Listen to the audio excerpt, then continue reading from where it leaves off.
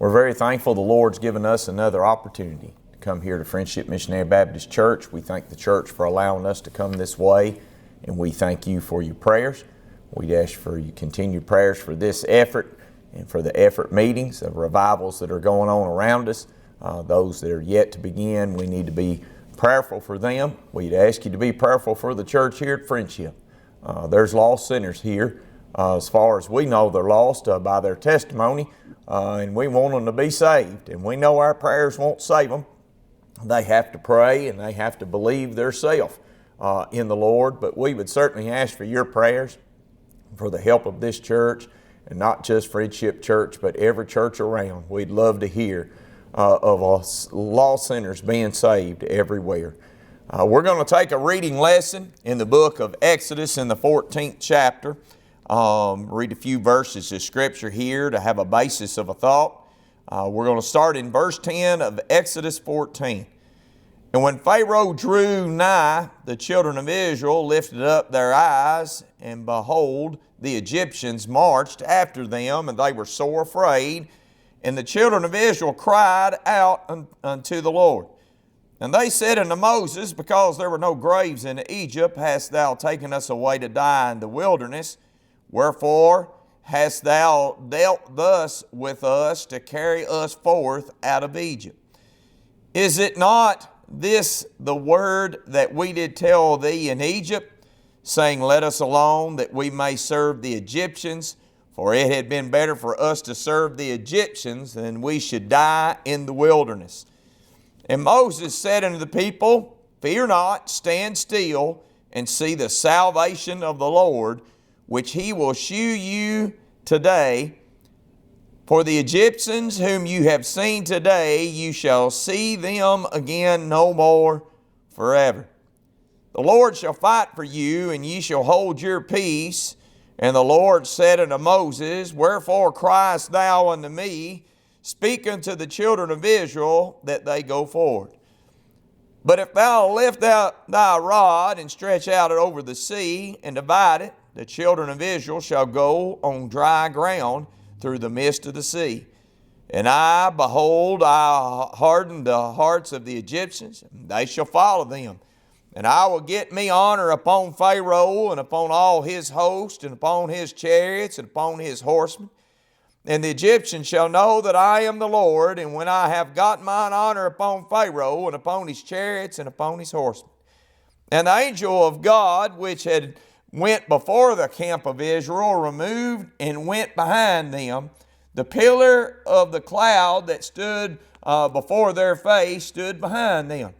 And it came between the camp of the Egyptians and the camp of Israel, and it was a cloud of darkness to them, but it gave light by night to these, so that one came not near to the other all night.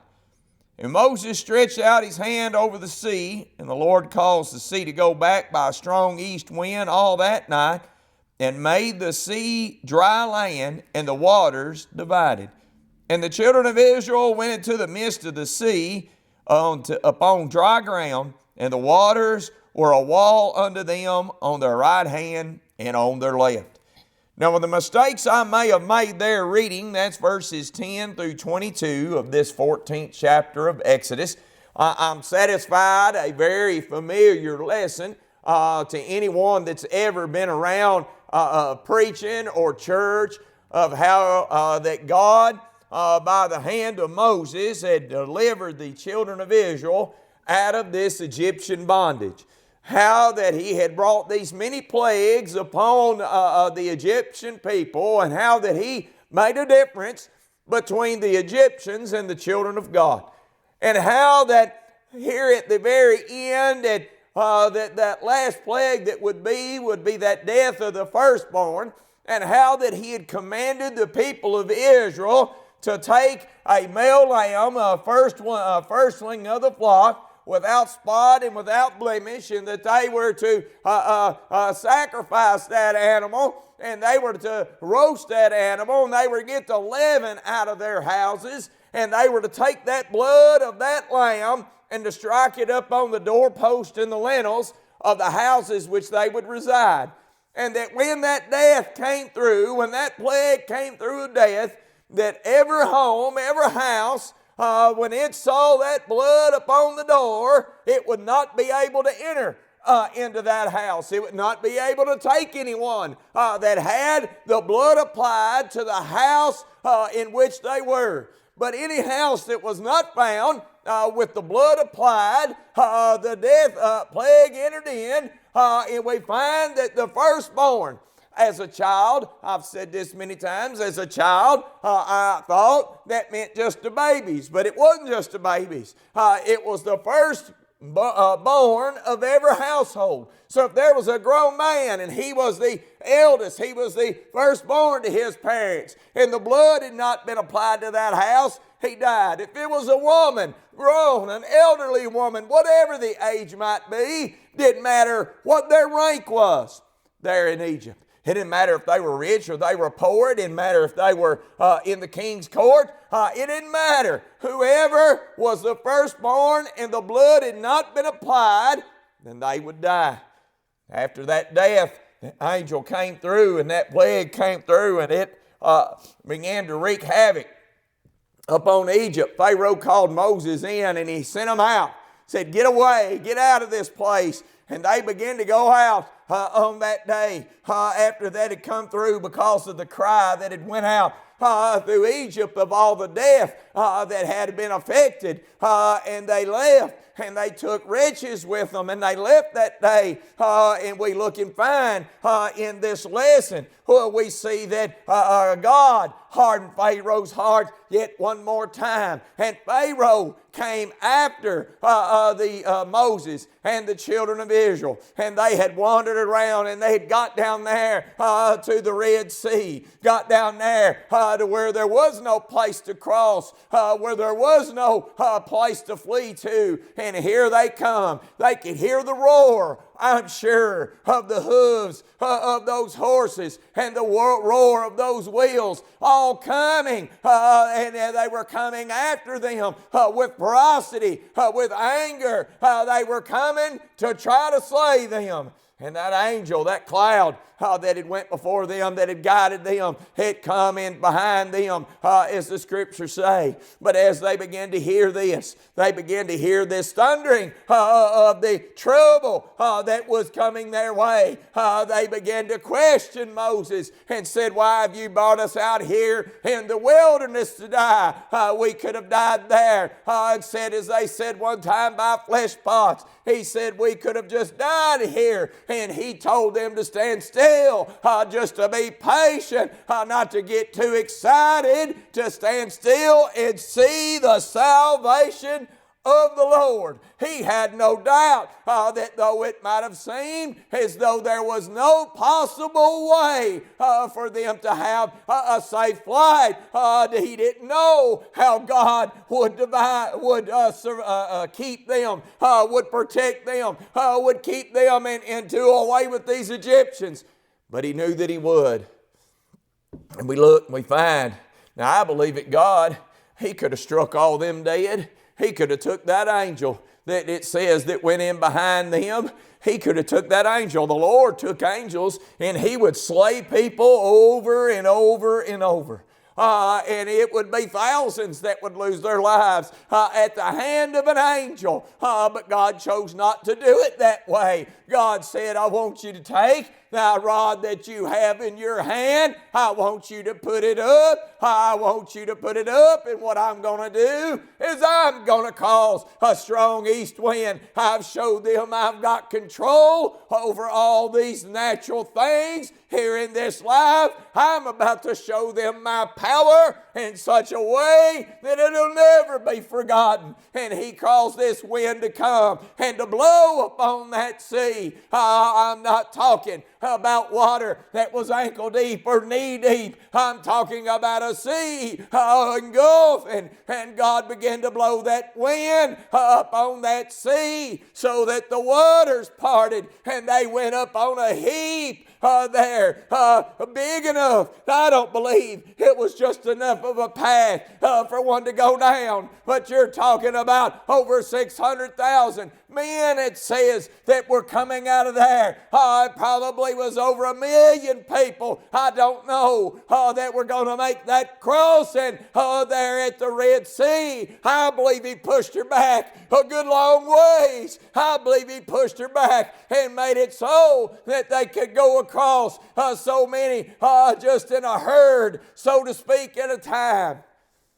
And not only did he push them back, not only did he push those waters back, he held them there. And that wind was so strong and so fierce that it dried the land.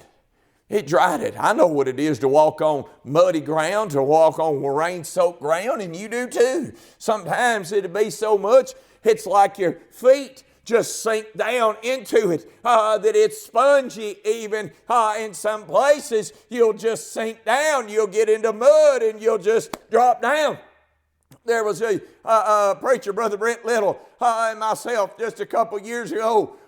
We were up in West Virginia at a meeting, and his son was with him. And his son, they had a lake there where we were close by, and they were going to go. He was going to go out and get near something in the land. It looked like it was solid, but when he walked off down in there, he went up to his knees. Them shoes is still there that he left there that day. My point is the reasonable man, the reasonable thinking would be that would be impossible for a whole sea to been upon this on this surface, and that God would have not been able to have dried it. But the Word of God says they crossed on dry ground. Now, these people here, they were in trouble. They felt they had gone as far as they could go. Moses had led them to this place. They'd done as much as they could do. They had traveled. They had walked. They were fleeing away from the land of Egypt. They'd gone as far as they knew to go, and then God had to step in. I want you to know today that you're going to have to go as far as you can, and when you've gone as far as you know to go with your burden, you're going to have to let God step in. Here we find here that when God steps in, that miraculous things happen. I can remember one night as a little 9-year-old boy there on the altar at Rock Bridge. I'd heard this all my life. I'd heard that you have to trust the Lord. I've heard them tell them, you got to let go. I'd heard them tell them to trust the Lord, to just turn it over to Him. I'd heard those things. I'd been around the altar. I'd seen it where they were covered up here and along both sides and in the floor. The altar just full of God's people instructing and praying and singing for those that were on the altar. I'd heard that all my life, but it become different. It become real to me that night when I was a 9-year-old boy. And I prayed, and my parents and my grandpa told me how they said, you just have to trust, Kevin, we can't save you. You're going to have to trust the Lord. And I knew those things with my mind, but they weighed heavier on my heart. And then Sister Betty told me, she said, you're going to have to be determined to sit here all night till the Lord saves your soul. And I began to try to do all I knew to do. I began to pray in every manner and every way that I could even imagine to say words. And I don't know all the things I prayed. I don't know all the words that I formed, but I know what it felt like to get to the point where I felt I could go no further. That I had done, I felt like all that I knew to do. I mean, I was in trouble. It wasn't just a trouble of mind. It was a trouble in my soul. As David says, he felt the pains of hell got hold upon him. He found trouble and sorrow. I didn't even know that was in the Bible at 9 years old. But I can tell you this, I know what it felt like because that's how I felt. And it felt like I had gone up as far as I could go. I was afraid to go no further. I didn't feel like I could make a move in any direction. And then the Lord helped me by His marvelous grace from the depths of my heart. Lord, please help me. And no, it wasn't a sea that He parted. God provided the way.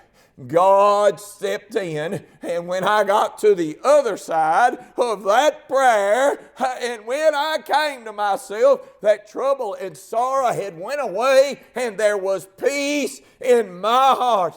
I want you to know that God, when He steps in, when God gets on the scene, when you've gone as far as you can go, then let me tell you, you're going to have to let the Lord do it.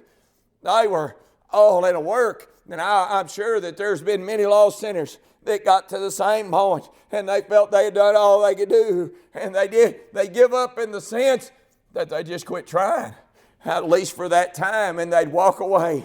And maybe they'd try again, and maybe they'd get close again, they'd feel, and they'd feel that trouble, but yet they failed to believe, they failed to trust Him, and they'd go away. Let me tell you what, you're going to have to get all the way up to the point where you see there's nothing you can do. You can't go left or right, you can't go backward or forward, and you're going to have to trust the Lord. The Lord said that He would divide that. The Lord said He would bring them out. And I'm going to tell you today, God is still the same. You know what the Scriptures teach me? It says in Malachi 3:6, "For I am the Lord, I change not. Therefore ye sons of Jacob, ye are not consumed." He said, "For I am the Lord, I change not." You know what it also says over here in the book of Hebrews in the 13th chapter and 8th verse of Scripture? Jesus Christ the same yesterday, today, and forever. I want you to know that you might begin to think that God ain't going to help me. I've heard Him help others, but will He help me? Will He save me? Will He help me through what I'm going through? I want you to know He's the same God. He's the same God today that He was when He was there in the days of the Egyptians in Israel. He's the same God today as He was there at the Red Sea. He's the same God that said, "Let there be light." He is the same God today. He said, what did He say? I won't get it right if I try to quote it again by my own self.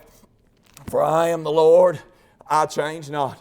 I'm glad there are people who believe that God saved different in the Old Testament. And He saved different when He walked here. And He saves different today. What a pitiful thought. What a pitiful and misguided thought. Let me tell you what, He's the same God today as the one there that when God, it says that Noah found grace in the eyes of God. He's the same God. He ain't changed. We look and we find that they went across that Red Sea, leaving all of their trouble behind. All of that persecution, all of that danger of the ones that were there to try to get a hold of them and to drag them back, to bring them back into bondage. Let me tell you what, the devil wants to try to keep every lost sinner under the bondage of sin. He don't want to lose anyone. And he'll come thundering just as hard as he can to try to get a hold of one. But here, he got to the other side, and they left all that behind. I know according to the Scriptures that they began to doubt. He was going to carry them over in the Promised Land. And there were several of them that doubted. Even after that they had crossed over. He told them anybody from 20 years old and upward, except for Joshua and Caleb, that they were going to die in the wilderness. But their little ones, what the Scriptures say, I believe that's how it puts it. Let me get over here and look, see if I can't find it. It says, Numbers 14 and 31, "But your little ones, which ye should be prey, to them will I bring in, and they shall know the land which you've despised." He said, I'll bring your little ones in, I'll bring your children in, but you're going to die. And they wandered around in that wilderness. I don't know how many 100,000 or a million or whatever that it was. I don't have a clue how many died, but they made their graves out there in the wilderness, and they didn't get to come over. Joshua and Caleb, they hung on with the Lord, and they had faith in the Lord, and He's going to let them bring them in. We find here it gets down over the book of Joshua in the 3rd chapter. It gets down to the time Moses had died, and here was Joshua coming in behind him, and here was Joshua, and they were bringing across the children of Israel, and they were about to go into the land of promise. And I want you to notice and see what it says. He told them that there would be a big sign among them that day. And we're going to start in Joshua 3:13. And it shall come to pass that as soon as the soles of the feet of the priests that bear the ark of the Lord and the Lord of all the earth shall rest in the waters of Jordan, that the waters of Jordan shall be cut off from the waters that had come down from above, and they should stand upon a heap. And it came to pass that when the people removed their tents and to pass over Jordan, that the priests bearing the ark of the covenant before the people. And as they bear the ark, were coming to Jordan, and the feet of the priests that bear the ark were dipped in the brim of the water, for the water for Jordan overfloweth his banks all the time of the harvest, and the waters which came down from above stood and rose upon a heap very far from the city of Adam, and that is beside Zaratan, and those that came down towards the sea of the plain, and the salt of the sea failed, and were cut off, and the people passed over right against Jericho. And the priests that bear the ark of the covenant of the Lord stood on dry ground in the midst of Jordan, and all the Israelites passed over on dry ground until all the people were passed clean over Jordan. So we find here 40 years later, this event had happened. They were going along and they weren't allowed to. And 40 years later, their children, their little ones. You know, I've been raised this way. It's all I've ever known. I've witnessed my own eyes. I've witnessed with my own eyes the power of God. Now I've witnessed sinners. And we wished we had more on the altar today seeking God as it was when I was a boy. But you know, when I was a kid and I was growing up, you know what I heard about? I grew up at a place called Missionary Baptist Church. It's on the western side of Macon County here.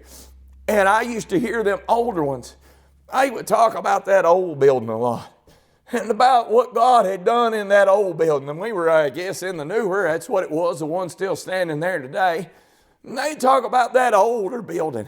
They'd say, they get up and testify, I got saved in the old building. And they get to talking about what happened in the old building. They get to talking about what God had done and blessed them in the old building. And they begin to tell that. And well, I'd never seen the old building. I've only seen a picture of what the old building would have looked like, but I'd never seen it with my own eyes. I'd never experienced that myself. I didn't know what that was. But they're my older ones. They wasn't very old in the scheme of things. Some of them were much older, but some of them were about my age, and I thought they was old as they could be. But that's beside the point. They began to talk about, I can remember the old sisters over here talking about, and the old brothers, they'd begin to talk about the things they'd seen God do, what God had done, where God had saved, what God had done out in a tobacco patch, out in a sorghum patch, that God had saved. I used to hear a man tell about getting saved in a foxhole in Germany. Let me tell you, I heard those things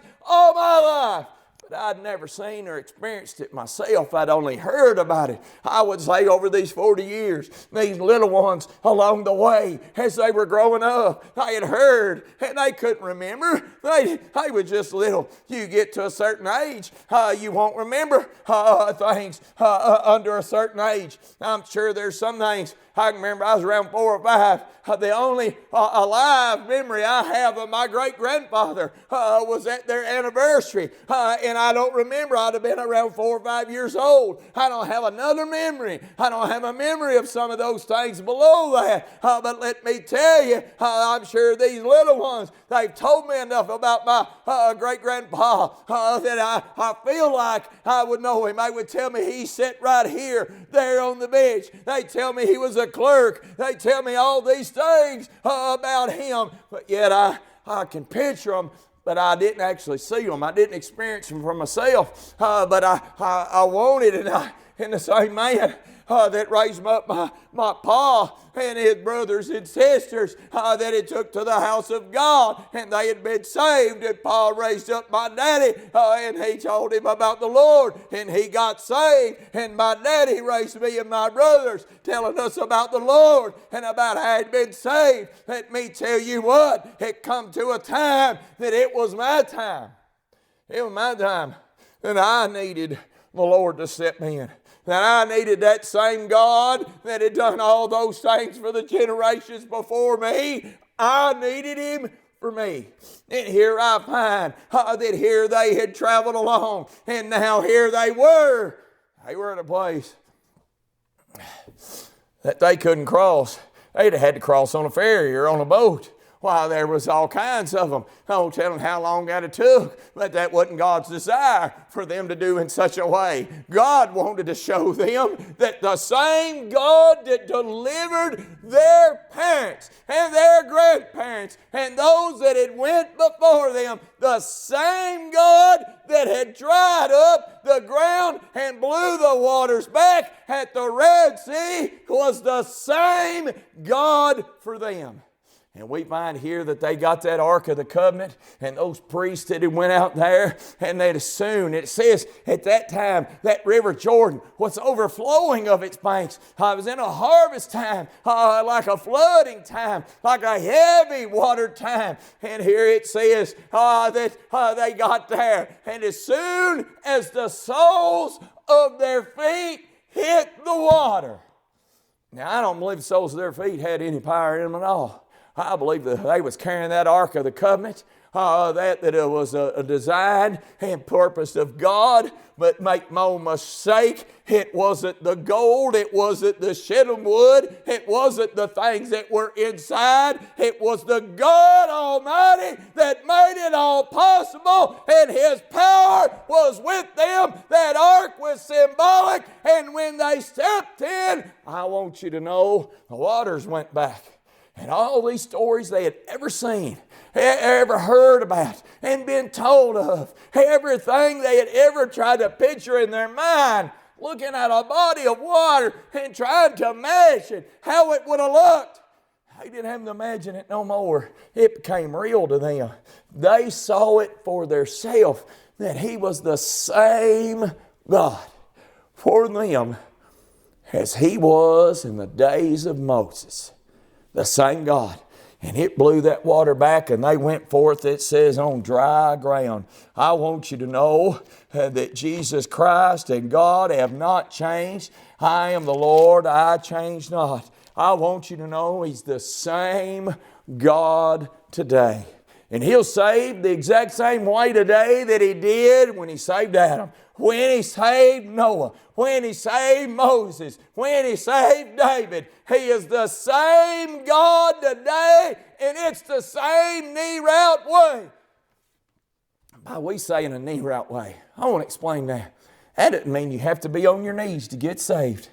No, but bending your knee is a sign of humility, sign of humbleness, sign of submission. I'm going to tell you what, you will have to submit unto God, realizing there's nothing you can do for yourself. And let me assure you, the same God will save you that has saved everyone else, that delivered them, that delivered me in my sins and from my sins. I want you to know that He's the same God. I look and find that when the Lord was here, there was a time, there was a strong wind and that come up in a storm of wind, and the waves were growing all about the ship there in the book of Mark. And He was in the hinder part of the ship asleep, and He said, they come to Him, Lord, do you not care that we perish? I'm satisfied they were doing all they knew to do. They were fishermen. They knew what it was to get the sails in, to get the tackling down, to get things where they could survive. And everything they were trying didn't work. Every effort they made was not enough to keep them from the storm, for the trouble that they were in. But the Lord was there. After they'd done all they knew to do, they went to the Lord. They said, Lord, don't you care that we perish? And He arose and rebuked the wind and the sea, and said unto the sea, Peace, be still. And the wind ceased, and there was a great calm. And he said unto them, Why are you so fearful? How is it you have no faith? And they feared exceedingly. He said one to another, What manner of man is this, that even the wind and the sea obey him? He didn't get up and he didn't do some big grand thing. I believe he got up on that ship, got up there, and he just said, Peace, be still. And I don't believe it took a while for it to settle down. I believe it stopped right when he said, Peace, be still. What he let them know is I've got power over all things. I'm the same God that parted the Red Sea. I'm the same one that you read about and that you've heard about there when they crossed the River Jordan there in Joshua's day. I'm the same God is what he was telling them. I've got power over all this. Not only did he do this, we know he walked on the sea. He had power over it. It didn't matter how helpless they were. It wasn't in their strength that they would survive. It was in his. I'm going to tell you today, he's the same God today. For I am the Lord, I change not, he says. He's the same God today. And he will save today the same way he's always saved. As soon as the sinner comes to the point that they realize that trouble is so great and they've got nowhere else to turn, and they look to the Lord. Does that mean they got to be on a bench like this, preacher? No. No, there's been people saved back through this house. Some of them, I believe, have got saved before they come to the altar. There was a young man that squatted right here, and by the time he got down, he wasn't there just a moment of time until he come up saying, the Lord saved my soul. I've heard of him driving down the road. I've heard of him, there's a man here. He got saved in a little red house sitting on a chair. Let me tell you what, a lady that got saved in a car. I've heard them saved all over, in a floor in a mobile home. Let me tell you what, somewhere beside the bed. I've heard of a young man many years ago. He got saved in junior high, sitting in class, sitting at a desk. Let me tell you what, wherever you are, when you get up to that point that you realize there's nothing else you can do, that it's all around you, that you have no hope, and you think, what am I going to do? Try the Lord. He's the same God. He's the same one that has delivered time and time and time again. There's a song that says, my God delivers again. You know what I expect? I expect God to save lost sinners. For the scriptures say he come to seek and save them that are lost. I expect lost sinners that will come to him of a broken heart and a contrite spirit, trusting in him and him alone. I don't just expect it. I know he'll save their soul. I want him to get them into trouble and sorrow they need to be in, that they get to that same point that they see there's nowhere else, and that everything that we have heard, everything that they have been told, every sermon, every testimony, that they'll find out for themselves it's real. That it'll be their time to find out that God will deliver them, and that he has delivered them. I'm going to tell you what, all those stories, everything, every testimony I ever heard, that night, I wasn't thinking about all them. I'd heard them and I believed it and I knew. But that night, the Lord gave me my own. He saved my soul. He's the same God. It might not be that you're lost. You may have trouble in your life. And you may think, I don't know, where's God? Stand still. Stand still and wait on the salvation of God, the deliverance of God, the help of God. He's the same God. He ain't changed. He's just as powerful. He's got just as much power over the things of this world. Why, we think God can't do things today. He's got power over all things. This is our effort. I hope and pray that it might help someone. Thank you for listening. May God bless you.